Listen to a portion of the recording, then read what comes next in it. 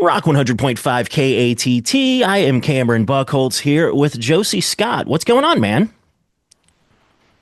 Not much, man. Just out doing some back to school shopping with my girls and Okay. getting them ready for school year. Nice, nice, man. But tomorrow night, you're going to be here in Oklahoma City playing at Beam Live there at Belle Isle, and stoked to have you back in town. Yeah, we're stoked to be there, man.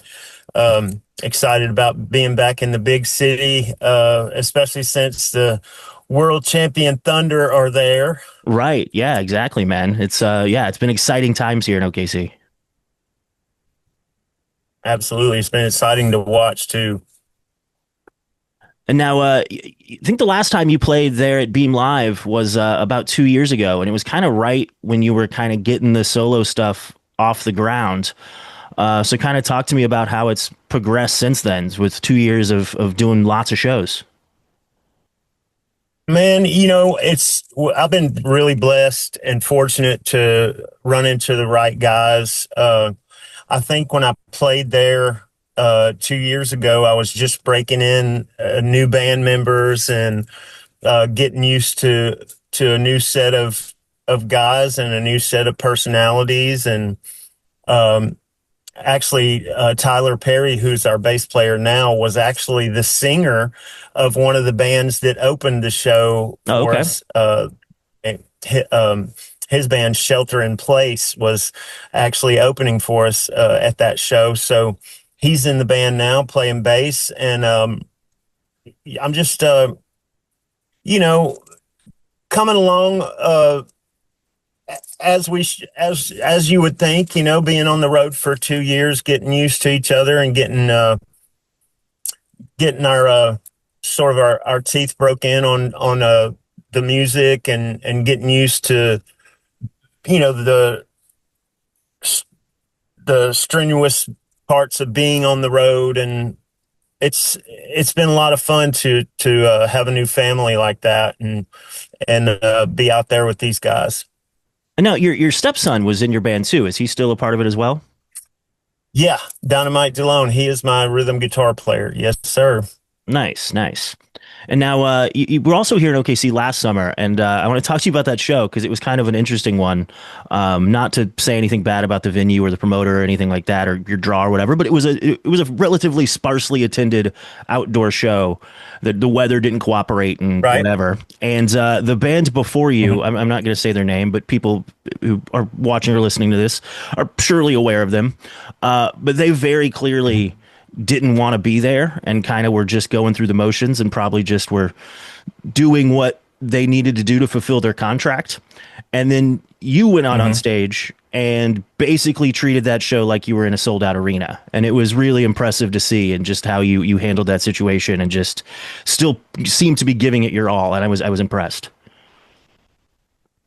Well, thank you, man. We've always had a motto, even back in the Saliva days, me and the guitar player that we lost recently, Wayne Sweeney, we had a motto, 10 or 10,000.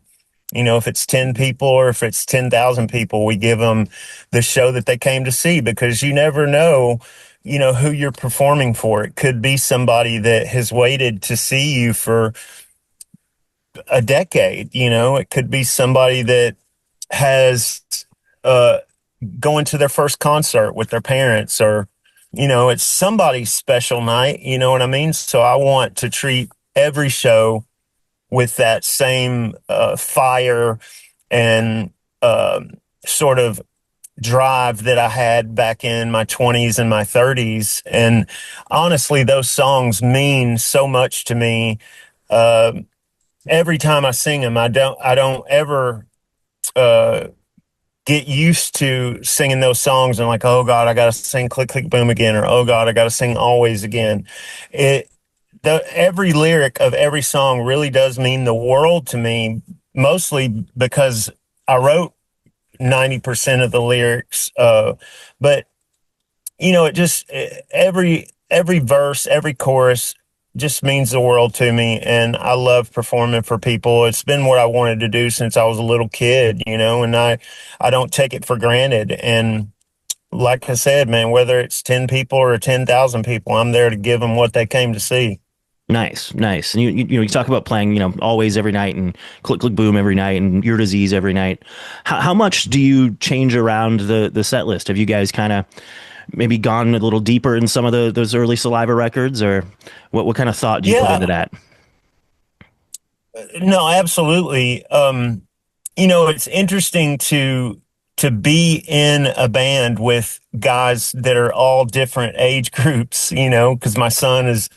obviously a lot younger than me, and Tyler Perry's a lot younger than us. And um, it it's like um, having people that are my age, like my lead guitar player is not quite as old as me, but he's about to turn 50. So he's been a fan of these songs since back in the early 2000s. And then you have guys like Tyler and Justin, my drummer, who's a little younger than us, who've been fans of these songs since they music.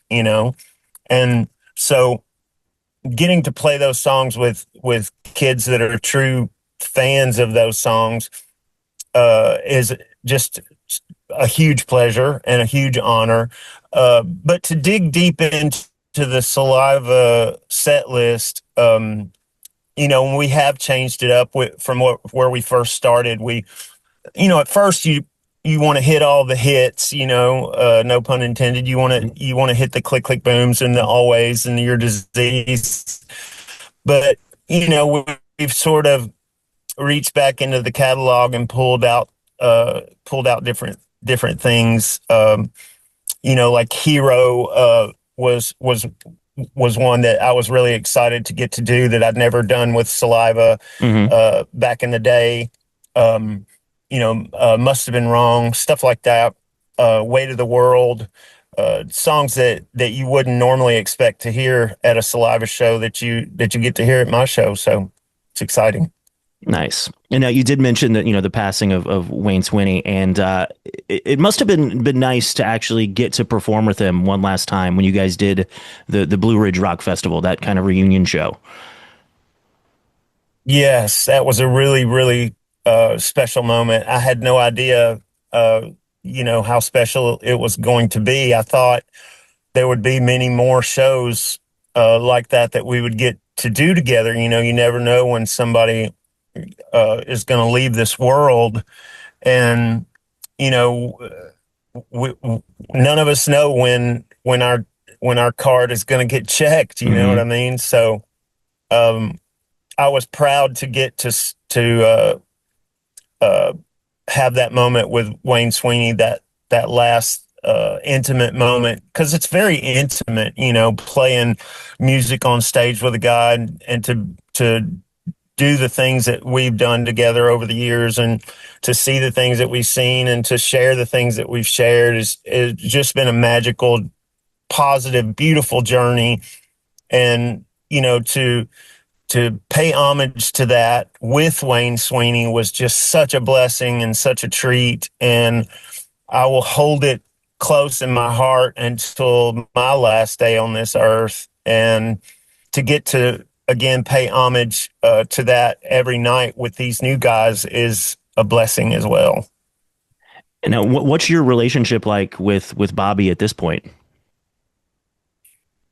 Uh, you know, I haven't spoken to him since the life celebration for Wayne Sweeney. Hmm. Um, I really kind of don't really think about it much. Yeah. I mean, because it is a weird situation of you being out there, under your name, and then Saliva's out there Hmm. with zero original members. Right. So is Yeah, it's that? funny, man.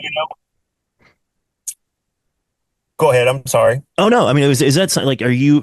Is it a thought that you will try to get the name at some point, or does it just not matter to you with this, or like, what's the kind of your mindset on that? And I know there's Well, legal things it's and my stuff, name. and Yeah. It's my name. It's a name that I came up with. It's not like it'd be different if another band member came up with it back in the day and we were like, oh yeah, that's Mm, a cool name. We should go with your name. That's my baby, mm. from back in the day. So it's a little more personal. It's sort of no different than a song I've written or something of that nature.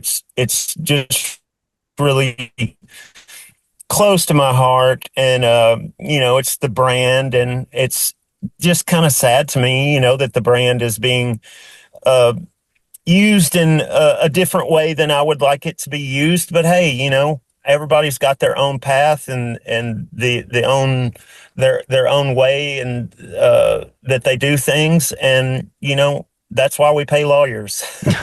Fair enough. And now, before I let you go, what's kind of the status on new music with your current bands? Surely you've been working on something, right?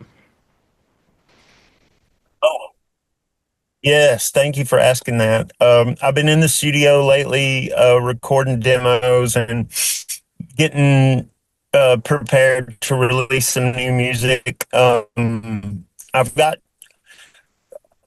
two or three songs ready at this point to be mixed and mastered. And back in the day, I think I kind of took it for granted that I had a Bob Marlette to lean on, who did Saliva's first three records, and um, getting back in touch with him, and uh, planning on going out to California and doing some songs with him.